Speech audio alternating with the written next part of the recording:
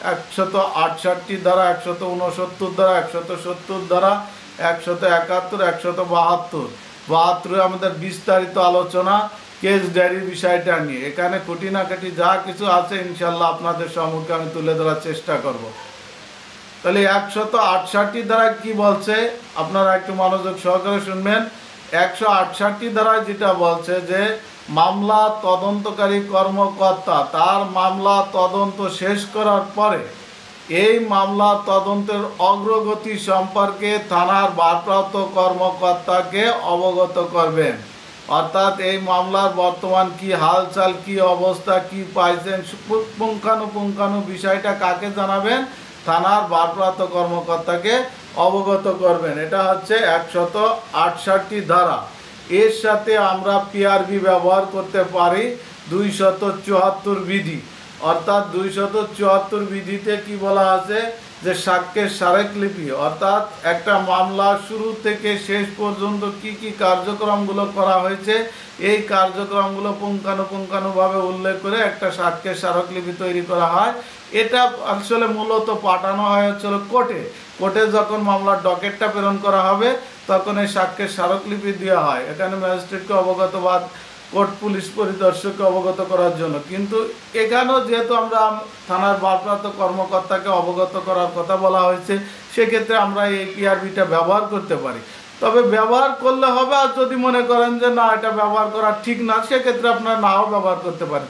এর সাথে এর বিষয়টা একটু অন্তরঙ্গ আছে বিধায় আমি এর জন্য পিআরবিটা বললাম যে 274 বিধি ব্যবহার করা যেতে পারে। আমি 100% বলছি না যে আপনাকে এটা ব্যবহার করতে হবে। তাহলে এখান থেকে যদি এমসিকিউ আসে যে মামলার ফলাফল কাকে জানাইতে হবে, পুলিশ সুপারকে, সার্কেলকে, থানার ভারপ্রাপ্ত কর্মকর্তাকে না আপনার ম্যাজিস্ট্রেটকে, তাহলে 168 ধারা বিধান অনুসারে আমরা কি লিখব যে এখানে থানার ভারপ্রাপ্ত কর্মকর্তাকে মামলার ফলাফল সম্পর্কে অবগত বা জানাইতে হবে। এটা ছিল আমাদের 168 ধারা। তাহলে 168 ধারা বিষয়টা মানে আমরা বুঝতে পারছি যে মামলা তদন্তকারী কর্মকর্তা তার তদন্ত সম্পর্কে যে বিষয়গুলো যা কিছু জানছে বা যা কিছু সর্বশেষ পন্থায় আসছে সেই সম্পর্কে তিনি এই মামলার যে ডিসিশন আসছে সেই বিষয়টা থানার ভারপ্রাপ্ত কর্মকর্তাকে অবগত করবেন। এটা ছিল আমাদের 168 ধারা। এবার পড়াবো 169 ধারা। এটাও খুব একটা গুরুত্বপূর্ণ ধারা।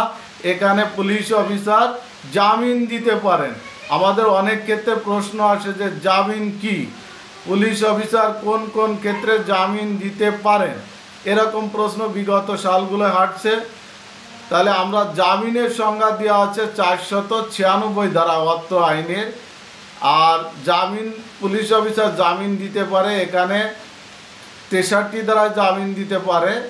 আর এই যে 169 ধারায়, 170 ধারায়, আর সামনে আমরা পড়ব 497 ধারায়, 498 ধারায় ক্ষেত্রে জামিন দিতে পারে। যখন 497, 98 আমরা আলোচনা করব তখন ওই বিষয়টা আমরা ক্লিয়ার করব। ওখানে বিস্তারিত অনেক অনেক কথা আছে। এখন আবার কেউ বললেন না যে 498 ধারা জামিন দেওয়া যায় না, আপনি এই কথা বললেন কেন? ওখানে কিছু ক্ষেত্রে দেওয়া যায়, সেটা আমরা ওই আলোচনা যখন করব তখন এই বিষয়টা আমরা বলতে পারবো। এখন আমরা যেটা নিয়ে আলোচনা করতেছি সেটা নিয়ে আলোচনা করি। তাহলে 169 ধারা বলছে যে এই যে মামলা তদন্তকারী কর্মকর্তা তার মামলা তদন্ত করার পরে এই যে সন্দেহজনক বা মামলার যে ব্যক্তিকে গ্রেপ্তার করছে বিনা পরোয়ানা, গ্রেপ্তার করার পরে এখন দেখেন যে এই সংক্রান্ত তদন্ত পর্যালোচনা করার পর দেখলেন যে তার বিরুদ্ধে পর্যাপ্ত পরিমাণ সাক্ষ্য প্রমাণ নাই। তার মানে তার কাছে মনে হচ্ছে যে এই ব্যক্তি নির্দোষ, যার বিরুদ্ধে অভিযোগ আসছে বা যাকে আমরা গ্রেপ্তার করে আনছি সেই ব্যক্তি নির্দোষ, কারণ তার বিরুদ্ধে কোনো পর্যাপ্ত সাক্ষ্য প্রমাণ নেই। সেক্ষেত্রে মামলা তদন্তকারী কর্মকর্তা, এখানে কাকে ক্ষমতা দেওয়া হয়েছে? মামলা তদন্তকারী কর্মকর্তা তখন ওই ব্যক্তির কাছ থেকে মুচলেকা নিয়ে তাকে জামিনে ছেড়ে দিতে পারেন। এটা ছিল আমাদের 169 ধারা। আর এর সাথে আমরা পিআরবি ব্যবহার করব 317 বিধি। তাহলে আমরা কিন্তু প্রত্যেকটা আইনের সাথে কি কি পিআরবি আছে আমরা কিন্তু সেই বিষয়গুলো এখানে তুলে ধরছি। তাহলে এই যে জামিনে মুক্তি দিতে হলে তার পিআরবি হবে কত? 317 বিধি। তাহলে আমাদের 169 দ্বারা যদি আমরা সংক্ষেপে যে কথাটা বলি সেটা হচ্ছে যে মামলা তদন্তকারী কর্মকর্তা তদন্ত করার পরে যদি আসামির বিরুদ্ধে পর্যাপ্ত সাক্ষ্য প্রমাণ না পায় সেক্ষেত্রে ওই আসামিকে তিনি মুচলেকায় জামিন দিতে পারেন বা মুচলেকা নিয়ে তাকে ছেড়ে দিতে পারেন। এই ছিল আমাদের 169 ধারা। এর সাথে আমরা পিআরবি ব্যবহার করব 317 বিধি। এবার আমি পড়াবো 170 ধারা, অর্থাৎ এখানে জামিন দেওয়া যাবে আবার জামিন নাও দেওয়া যাবে। এখন কথাটা আপনার বিষয়টাকে ক্লিয়ার হন যে 170 ধারা বলছে যে মামলা তদন্তকারী কর্মকর্তা মামলা তদন্ত করার পরে আসামির বিরুদ্ধে পর্যাপ্ত সাক্ষ্য প্রমাণ পাইছে। 169 কিন্তু সাক্ষ্য প্রমাণ পায়নি, কিন্তু 170 ধারায় কিন্তু পর্যাপ্ত সাক্ষ্য প্রমাণ পাওয়া গেছে। ওই ব্যক্তি যে আসামি বা ওই ব্যক্তি যে অপরাধটা করছে সেই সম্পর্কে কিন্তু তার বিরুদ্ধে পর্যাপ্ত সাক্ষ্য প্রমাণ পাওয়া গেছে। কত ধারায়? 170 ধারায়। এই ব্যক্তিকে কিন্তু আমরা বিনা পরোয়ানায় গ্রেপ্তার করছি। কথাগুলো কিন্তু মনে রাখেন যে বিনা পরোয়ানায় গ্রেপ্তারকৃত ব্যক্তির বিরুদ্ধে মামলা তদন্তকারী কর্মকর্তা যদি পর্যাপ্ত পরিমাণ সাক্ষ্য প্রমাণ পায় তাহলে এই ব্যক্তিকে আদালতে হাজির করার জন্য তিনি যে আদালতে আমল নিতে পারবে সেই আদালতেকে হাজির হওয়ার নির্দেশ দিতে পারেন। তবে এখানে একটা কথা আছে, যদি এই অপরাধটি যদি জামিনযোগ্য হয়, কথাটা বুঝেন যে এই অপরাধটি যদি জামিনযোগ্য হয় তাহলে এই তদন্তকারী কর্মকর্তা তিনি কি করতে পারেন, এই ব্যক্তির কাছ থেকে জামানত নিয়ে, এটা কিন্তু জামানত যে এই ব্যক্তি নির্ধারিত তারিখে আদালতে যে হাজির হবে এই রকম কোনো একটা ব্যক্তি জামানত, একবার দুইজন ব্যক্তি জামানত নিবে যে ঠিক আছে আমরা নির্ধারিত তারিখ ও সময়ে এই ব্যক্তিকে অমুক ম্যাজিস্ট্রেটের নিকট হাজির করব, এই জামানত নিয়ে তার কাছ থেকে মুচলেকা সহ জামিন দিতে পারেন। তাহলে এখানে মামলা তদন্তকারী কর্মকর্তা 170 দ্বারা কি বলছে যে ঘটনা সত্য এবং সে অপরাধ করেছে এটাও সত্য, তার বিরুদ্ধে সকল সাক্ষ্য প্রমাণ পাওয়া গেছে এটাও সত্য, এবং ওই ব্যক্তিকে যে ম্যাজিস্ট্রেটের নিকট প্রেরণ করতে হবে এটাও সত্য, কিন্তু তিনি দেখলেন যে এই অপরাধটি ছিল কি জামিনযোগ্য। তাহলে আমি যদি একে জামিন দিই কোনো জামানত নিয়ে বা কোনো ব্যক্তির মাধ্যমে, এই ব্যক্তি যদি তাকে ওই নির্ধারিত তারিখে আদালতে হাজির করে সেই ক্ষেত্রে তার কাছ থেকে মুচলেকা নিয়ে 170 ধারা মোতাবেক তাকে জামিন দিতে পারবেন। এই ছিল হচ্ছে আমাদের 170 ধারা। এর সাথে পিআরবি আমরা ব্যবহার করব 317 বিধি। তাহলে জামিনের কথা যেখানে পাবেন সেখানেই পিআরবি 317 বিধি ব্যবহার করা যাবে। আর যদি আপনার তল্লাশির ক্ষেত্রে তো বলছি পিআরবি 280 বিধি ব্যবহার করবেন, গ্রেপ্তারের ক্ষেত্রে আপনি পিআরবি ব্যবহার করবেন কত? 316 বিধি। তাহলে আমাদের 169 আর 70 সার সংক্ষেপ যেটা বলে অর্থাৎ মূল কথা যেটা সেটা হচ্ছে যে ব্যক্তির বিরুদ্ধে আপনি পর্যাপ্ত সাক্ষ্য প্রমাণ নাই সেই ব্যক্তিকে মুচলেকা নিয়ে ছেড়ে দিতে পারেন, এটা হচ্ছে 169 ধারার কথা। এটা কে পারেন? থানা ভারপ্রাপ্ত কর্মকর্তাও পারবেন এবং তদন্তকারী কর্মকর্তাও পারবেন। আর 170 ধারা যে কথা বলছে যে তার বিরুদ্ধে পর্যাপ্ত সাক্ষ্য প্রমাণ আছে তাকে আদালতে হাজির করার উদ্দেশ্যে, এখানে কিন্তু আদালতে হাজির করার উদ্দেশ্যে মামলা তদন্তকারী কর্মকর্তা বা থানার ভারপ্রাপ্ত কর্মকর্তা তাকে আদালতে হাজির হওয়ার জন্য, যেহেতু অপরাধটি ছিল তার জামিনযোগ্য, সেক্ষেত্রে তার কাছ থেকে জামানত সহ মুচলেকা নিয়ে তাকে ছেড়ে দিতে পারবেন। এটা ছিল 170 ধারার কথা। তাহলে 169, 170 এই ধারা নিয়ে কারো যদি কোনো কনফিউশন থাকে তাহলে আমাকে বলতে পারেন, আপনাকে বিষয়টা ক্লিয়ার করব। আর যদি না থাকে তাহলে আমি 171 ধারা নিয়ে আলোচনা করব। 71 ধারাটা খুবই একটা মোস্ট গুরুত্বপূর্ণ ধারা। তাহলে আপনাদের একটু সময় দিই, বলেন আপনারা যে কারো কোনো সমস্যা আছে কিনা 168, 169, 170 এই তিনটা ধারা নিয়ে।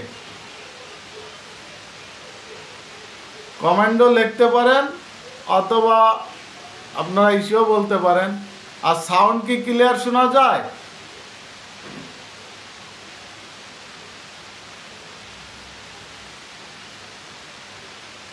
হানা একটু কথা বলেন। একদম ক্লিয়ার শোনা যায়। যাক, এবার সাউন্ড ক্লিয়ার আছে, সাউন্ড ক্লিয়ার। আচ্ছা ইনশাল্লাহ। তাহলে এই দুইটা ধারা নিয়ে তো কারো কোনো সমস্যা নাই। আপাতত নাই স্যার।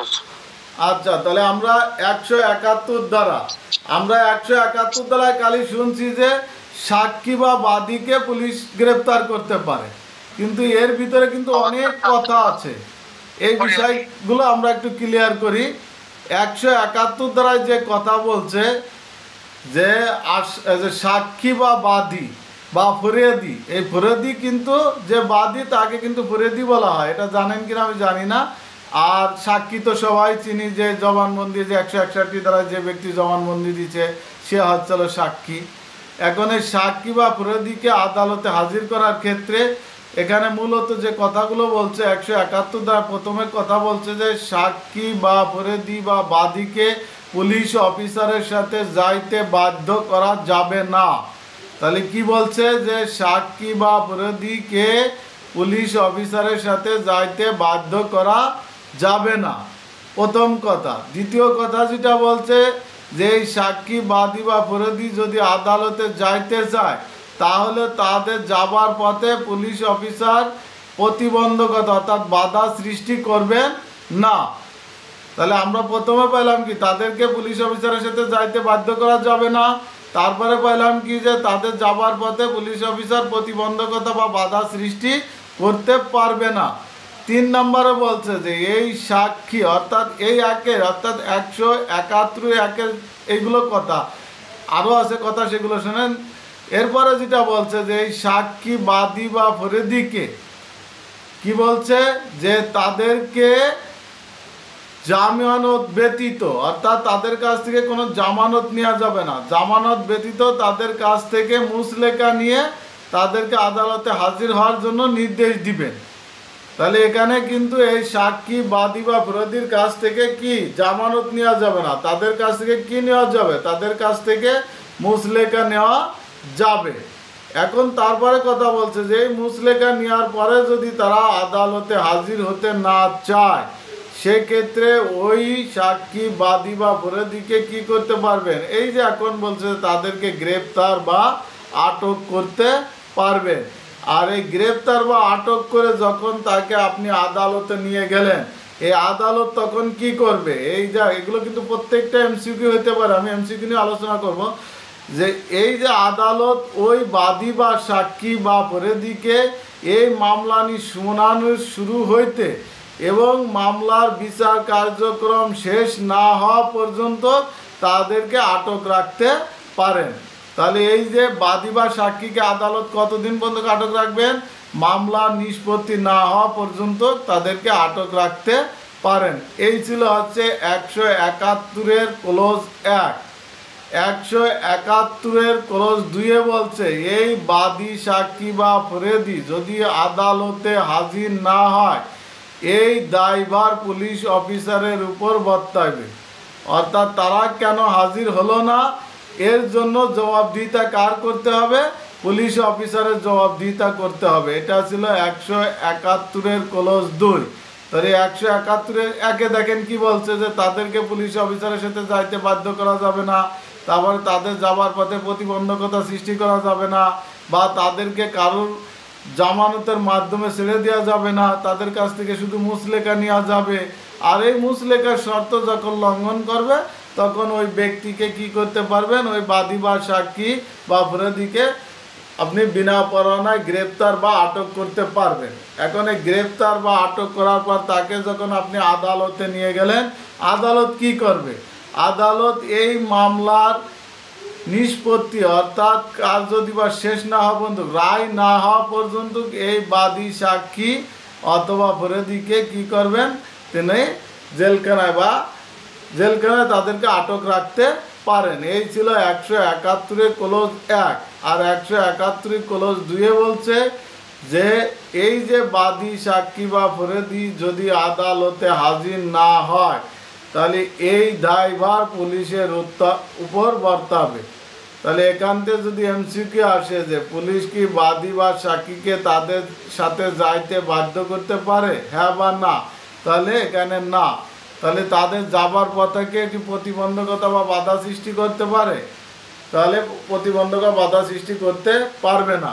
তারপরে হচ্ছে এই বাদী বা সাক্ষী বিরোধীর কাছ থেকে কি পুলিশ জামানত গ্রহণ করতে পারে, তখন বলছে যে না, পুলিশ জামানত গ্রহণ করতে পারেন না। তাহলে পুলিশ তাদের কাছ থেকে কি গ্রহণ করবে, তখন পুলিশ তাদের কাছ থেকে কি মুচলেকা গ্রহণ করবে, জামানত গ্রহণ করবে, বা তাদের ক দিল বা কোনোটি নয়, তাহলে তাদের কাছ থেকে মুচলেকা গ্রহণ করতে পারবে এটা।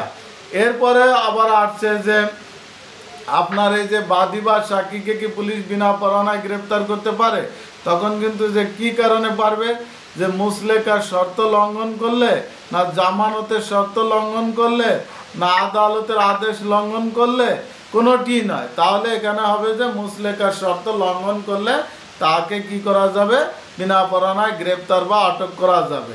এই বাদী বা সাক্ষীকে আদালত কত সময় পর্যন্ত বা কতদিন পর্যন্ত জেলখানায় রাখতে পারে, মামলা নিষ্পত্তি না হওয়া পর্যন্ত, না তার সাক্ষ্য গ্রহণ না হওয়া পর্যন্ত, তারপরে দিল ক বা কোনোটি নয়। তাহলে এখানে যেটা বলা আছে যে এই মামলা নিষ্পত্তি না হওয়া পর্যন্ত এই বাদী সাক্ষী বা বিরোধীকে জেলখানায় আটক রাখতে পারবেন কে, ম্যাজিস্ট্রেট।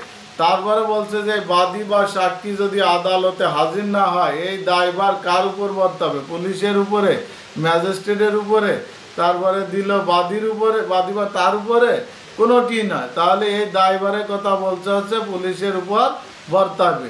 এই ছিল হচ্ছে আমাদের 171 দ্বারা বাদী বা সাক্ষীকে আদালতে হাজির হওয়ার বিষয়ে আলোচনা। তাহলে আমরা প্রথমে পড়লাম যে তাদেরকে পুলিশ অফিসারের সাথে যাইতে বাধ্য করা যাবে না। দ্বিতীয় পড়লাম যে তাদের যাবার পথে প্রতিবন্ধকতা সৃষ্টি করতে পারবে না। তৃতীয় পড়লাম কি, যে তাদের কাছ থেকে জামানত গ্রহণ করা যাবে না, তাদের কাছ থেকে মুচলেকা নেওয়া যাবে। আর এই মুচলেকা নেওয়ার পরে যদি সে আদালতে যেতে না চায়, তাহলে তাকে বিনা পরোয়ানায় গ্রেপ্তার করা যাবে বা আটক করা যাবে।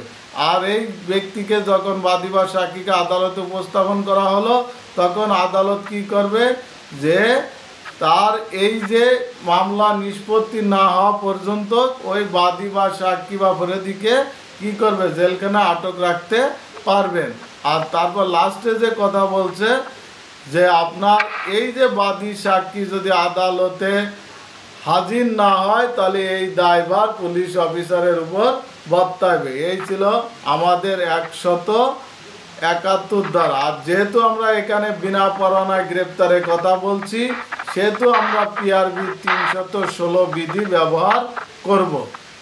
এখানে কি 171 নিয়ে কারো কোনো প্রশ্ন থাকলে বলতে পারেন।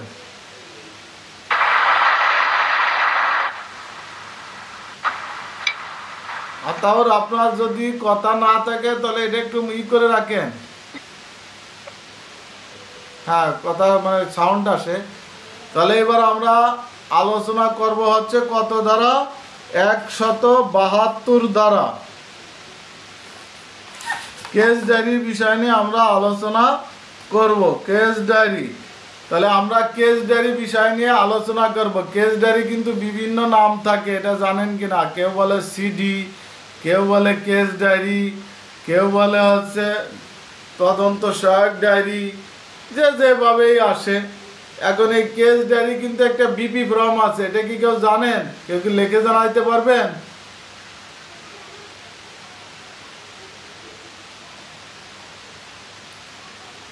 কেউ মনে হয় জানেন না। কেস ডায়েরি বিপি ফর্ম আছে 38, আর বাংলাদেশ ফর্ম আছে 43, 63। এইগুলো কিন্তু এমসিকিউ আসে যে কেস ডায়েরি বিপি ফর্ম কত, এজাহারের বিপি ফর্ম কত, তল্লাশি জব্দ তালিকার বিপি ফর্ম কত, এগুলো কিন্তু একটু মনে রাখবেন।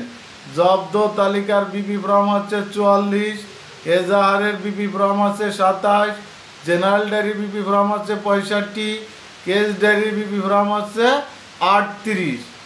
আর আমরা সামনে আরও দুইটা আছে, কালকে পড়াবো, সেটা হচ্ছে চার্জশিট আর হচ্ছে ফাইনাল রিপোর্ট। এরও কিন্তু আলাদা 39, 40 বিপি ফর্ম, সেটা ওখানে যে বড়। তাহলে 38 হচ্ছে কেস ডায়েরি বিপি ফর্ম, আর বাংলাদেশ ফর্ম হচ্ছে 43 63। এগুলো কিন্তু একটু মনে রাখবেন, এগুলো সিরিয়াল বাই ধরে রাখবেন, দেখবেন যে ঠিক হয়ে যাবে। যে আমি 38 কত পড়ছি, 39 কত পড়ছি, 40 কত পড়ছি, 87 কোনটা পড়লাম, আর আমরা 65 কোনটা পড়লাম, এগুলো অটোমেটিকলি তখন চলে আসবে। তাহলে আমরা কেস ডায়েরি বিপি ফর্ম হচ্ছে কত 38, আর বাংলাদেশ ফর্ম হচ্ছে 43 63। আমি আগে মূল বিষয়গুলো একটু আপনাদের যেগুলো এমসিকিউ হতে পারে সেইগুলো। কেস ডায়েরি কয় কপি করা হয়, এটা কি কেউ বলতে পারেন? এটা কিন্তু দুইটা উত্তর হইতে পারে। কেস ডায়েরি সাধারণত 2 কপি করা হয়, একটা মূল কপি একটা কার্বন কপি। কিন্তু যদি এটা এসআর মামলাটা হয়তো বোঝেন কিনা, এটা স্পেশাল একটা মামলা আছে, এই এসআর মামলার ক্ষেত্রে কেস ডায়েরি কিন্তু 3 কপি করা হয়। আর এই যে মূল কপিটা কোথায় যাবে, মূল কপিটা মামলার ডকেটের সাথে চলে যাবে হচ্ছে আপনার ম্যাজিস্ট্রেটের, যখন আমরা চার্জশিট দিব তখন এই কেস ডায়েরিটা মূল কপিটা চলে যাবে মামলার ডকেটের সাথে। তাহলে এখন কেস ডায়েরিটা কি, আমরা সেই বিষয়টা 172 আগে ফৌজদারি কার্যবিধি 172 কি বলছে সেই বিষয়টা আমরা আলোচনা করি। কেস ডায়েরি পিআরবি অনেক আছে, শুধু 263 না ভাই, আরও 3টা পিআরবি আছে, সেই বিষয়টা আলোচনা করব। কেস ডায়েরিটা বাকিটাই আমি এই কেস ডায়েরিটা দিয়ে ইনশাল্লাহ আজকে শেষ করতে যাচ্ছি। আপনার কেস ডায়েরিটা হচ্ছে মামলা তদন্তকারী অফিসার তার মামলা তদন্তে শুরু থেকে শেষ পর্যন্ত ধারাবাহিকভাবে যে বিবরণী বিপি ফর্ম নম্বর 38-এ লিপিবদ্ধ করেন তাকেই কেস ডায়েরি বলে। তাহলে এক কথা এটা যে মামলা তদন্তকারী কর্মকর্তা তার মামলা শুরু থেকে, অর্থাৎ যেদিন থেকে শুরু করলো আর যেদিন যে শেষ করবে, এই শুরু থেকে শেষ পর্যন্ত ধারাবাহিকভাবে বিপি ফর্ম নম্বর 38-এ যে রেজিস্টার লিপিবদ্ধ করেন তাহাকেই কেস ডায়েরি বলে। আর এটা বাংলাদেশ ফর্ম তো বললাম 43 63। তাহলে কেস ডায়েরির বাংলাদেশ ফর্ম হচ্ছে 43 63। এখন আমাদের কথা হচ্ছে যে এই 172 ধারার ক্লোজ 1-এ যে কথাটা বলছে যে কেস ডায়েরিতে কি কি বিষয় লিপিবদ্ধ থাকে, আমরা 172টা পড়াই, যেখানে বলছে যে কেস ডায়েরিতে কোন কোন বিষয় উল্লেখ থাকে। এখানে আমরা 5-6টা বিষয় আছে, যেমন একটা হচ্ছে যে কখন অপরাধের সংবাদটি থানায় পৌঁছালো, অর্থাৎ মামলা তদন্তকারী কর্মকর্তার কাছে পৌঁছালো, এই অপরাধের সংবাদটি কখন আসলো, এটা হচ্ছে 1 নম্বর। 2 নম্বর হচ্ছে এই মামলা তদন্তকারী কর্মকর্তা কখন তদন্ত শুরু করলেন এবং কখন শেষ করলেন, এই বিষয়টা থাকবে। 3 নম্বর হচ্ছে এই তদন্ত করাকালে তিনি কোন কোন স্থানে গেলেন বা কোথায় কোথায় তিনি যাবেন, সেই বিষয়গুলো উল্লেখ থাকবে। 4 নম্বরে হচ্ছে যে এই তদন্তকারী কর্মকর্তা তদন্তকালে কি কি বিষয়গুলো দেখলেন, অর্থাৎ পরিদর্শন করলেন বা পাইলেন, সেই বিষয়গুলো এই কেস ডায়েরিতে লিপিবদ্ধ থাকবে। ইহা ছাড়াও থাকবে যে তিনি এই কেস ডায়েরি অর্থাৎ মামলা তদন্তকালে তদন্তকারী কর্মকর্তা যদি কোনো স্থান পরিদর্শন বা তল্লাশি করেন সেই বিষয়টা উল্লেখ থাকবে। যদি মামলা তদন্তকারী কর্মকর্তা যদি তিনি কোনো আসামির স্বীকারোক্তি জবানবন্দি নেন বা সাক্ষীর জবানবন্দি নেন, সেই বিষয়গুলো উল্লেখ থাকবে। এটা হচ্ছে 264 পিআরবি বিধি, এই যে কেস ডায়েরিতে কী কী বিষয় উল্লেখ থাকে এই বিষয়গুলো উল্লেখ করা আছে। কেস ডায়েরি পিআরবি হচ্ছে আমরা 68 ধারা, অর্থাৎ পিআরবির 68, পিআরবি 263, পিআরবি 264 আর পিআরবি 442 বিধি ব্যবহার করব। তাহলে আমাদের 172-এ কি বলছে যে কেস ডায়েরিতে কি কি বিষয় উল্লেখ থাকে। কেস ডায়েরিতে উল্লেখ থাকে যে কখন অপরাধের সংবাদটি পৌঁছাইছে 1-এ, কখন মামলা তদন্ত শুরু হয়েছে, কখন শেষ করছে 2-এ, 3-এ বলছে যে মামলা তদন্তকালে কোথায় কোথায় পরিদর্শন করছেন বা কোথায় কোথায় গেছেন সেই বিষয় উল্লেখ থাকবে। আর 4-ই বলছে যে পরিদর্শনকালে কি কি সমস্যার সম্মুখীন হয়েছেন সেই বিষয়টা উল্লেখ থাকবে। এই 4টা বিষয় হলো আমাদের 172 ক্লোজ 1-এ বলা আছে। আর 172 ক্লোজ 2 বলছে যে এই কেস ডায়েরি কে দেখতে পারেন, অর্থাৎ কেস ডায়েরি আদালত চাইলে মামলা তদন্তকারী কর্মকর্তা তার নিকট উপস্থাপন করতে বাধ্য। এবং এই কেস ডায়েরিটা হচ্ছে আপনার, এটা হচ্ছে মামলার সহায়ক হিসেবে কাজ করবে। গুরুত্বপূর্ণ এমসিকিউ, কেস ডায়েরি কি মামলার সাক্ষী হিসেবে গ্রহণযোগ্য হবে? না, কেস ডায়েরি হচ্ছে মামলার সহায়ক হিসেবে কাজ করবে, অর্থাৎ তদন্তকারী কর্মকর্তারও সহায়ক হিসেবে কাজ করবে, বিচারকেরও সহায়ক হিসেবে এই কেস ডায়েরি কাজ করবে। আর এই কেস ডায়েরি বিবাদী পক্ষ অর্থাৎ আসামি পক্ষ দেখতে পারবেন না। এই ছিল হচ্ছে আমাদের 172 ক্লোজ 2, অর্থাৎ ফৌজদারি কার্যবিধির যে 172 ধারা আছে তার আলোচনা হলো এটা। কিন্তু না, কেস ডায়েরি নিয়ে আমাদের বিস্তারিত আলোচনা আছে। এখন কেস ডায়েরি যদি আসে যে সাক্ষ্যগত মূল্য কি, তাহলে সেক্ষেত্রে আমাদের সাক্ষ্য আইনে চলে যেতে হবে। কেস ডায়েরি সাক্ষ্যগত মূল্যের ক্ষেত্রে আমরা ব্যবহার করতে পারি সাক্ষ্য আইনের 9 ধারা, সাক্ষ্য আইনের 35 ধারা, সাক্ষ্য আইনের 145 ধারা, সাক্ষ্য আইনের 159 ধারা, সাক্ষ্য আইনের 160 ধারা, সাক্ষ্য আইনের 161 ধারা। এখন এই ধারাগুলো আপনারা জানেন কিনা জানি না, কিন্তু কেস ডায়েরির ক্ষেত্রে সাক্ষ্যগত মূল্য যদি আসে তাহলে আমরা সাক্ষ্য আইনে কত 9, 35, আপনি আরও যদি বেশি দিতে চান সেক্ষেত্রে 74 ব্যবহার করতে পারবেন, সেক্ষেত্রে আপনি 145 ব্যবহার করতে পারবেন, 157 ব্যবহার করতে পারবেন সমর্থনমূলক সাক্ষ্য হিসেবে, আবার 159, 160, 161। আর যদি মনে করেন যে না এত লেখার আমার দরকার নাই, সেক্ষেত্রে আপনি 9, 35, 159, 160, 161 ব্যবহার করতে পারেন। মূল বিষয়গুলো কেস ডায়েরি নিয়ে আলোচনা করা হয়েছে 159, 160, 161 দ্বারা। এখন আপনি সিদ্ধান্ত নেবেন যে আপনার সময় কতটুকু আর প্রশ্নে চাইছে কতটুকু। যদি সাক্ষ্যগত মূল্য আছে, আপনার প্রশ্নের মান কত, অর্থাৎ প্রশ্নের কত মার্কের প্রশ্ন এটা, সেটার উপর নির্ভর করবেন। যদি আপনার 5 মার্কের প্রশ্ন থাকে তাহলে 5টা ধারা ব্যবহার করবেন।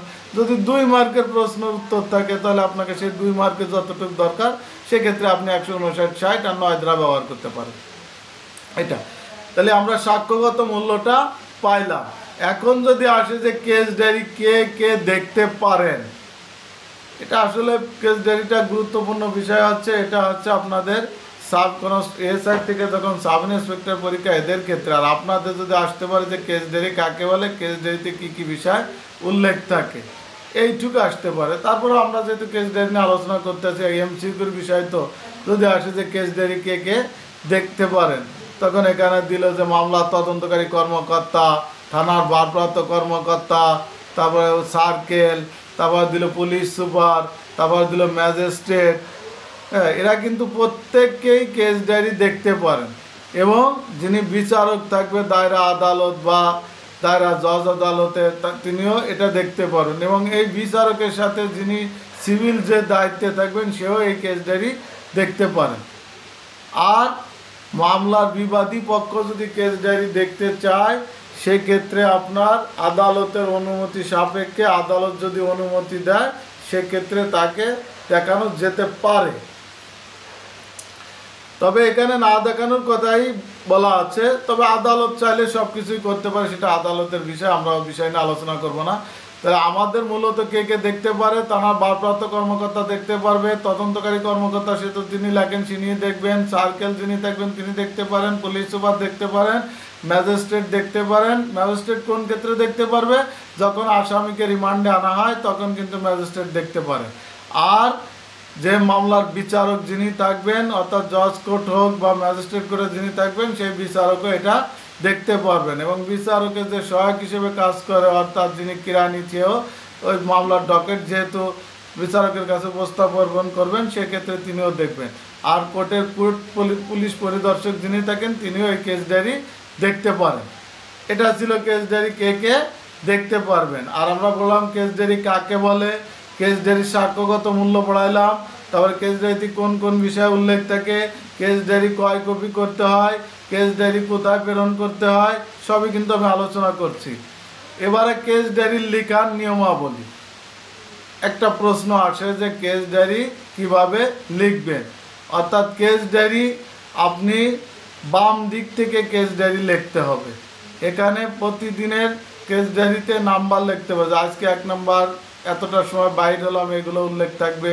আবার কোথায় কোথায় কি পরিদর্শন করলেন, অর্থাৎ জিডি যদি কেউ লিখে থাকেন সেম একই কোয়ালিটি কেস ডায়েরিও এইসব বিষয়গুলো লিখতে হবে, যে কোথায় গেলেন, কি পাইলেন, কখন আসলেন, কত টাইমে কত কি, একের বিস্তারিত পুঙ্খানুপুঙ্খানুভাবে, যে আমি 12টার সময় থানাতে রওনা হলাম অমুক এলাকায় যে এটা পাইলাম, এটা লিখলাম, সাক্ষীদের জবানবন্দি নিলাম, সেটা টাইম টু টাইম এভাবে লিপিবদ্ধ করতে হবে।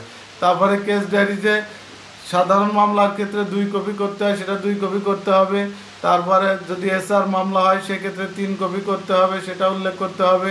কেস ডায়েরি বাংলা ইংরেজি যে কোনো শব্দে লেখা যায়। আবার সাক্ষী যদি যে ভাষায় কথা বলে সেই ভাষায় ওই কেস ডায়েরি লিপিবদ্ধ করতে হবে। এরকম বিষয়গুলো আছে কেস ডায়েরি লিপিবদ্ধর বিষয়।